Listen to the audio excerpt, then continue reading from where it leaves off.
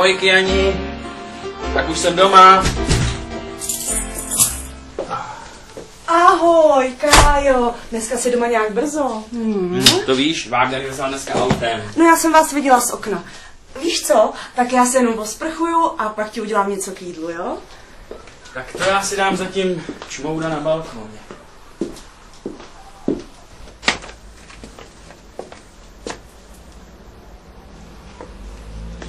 Ježiši, chlape, co tady děláte? Já se strašně omlouvám.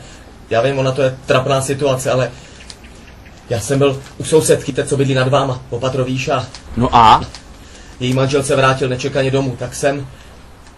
Tady po hromosvodu jsem slez s klám a teď tady čekám. Jo, takhle. Já jsem Karel. Tonda.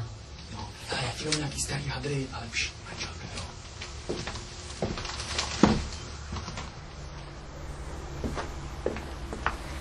Tak hele, tady máš boty.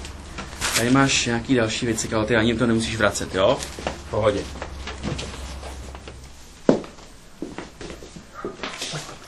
Hele, hlavně nás nevidí manželka, jo? No to bych nerád. Dobře.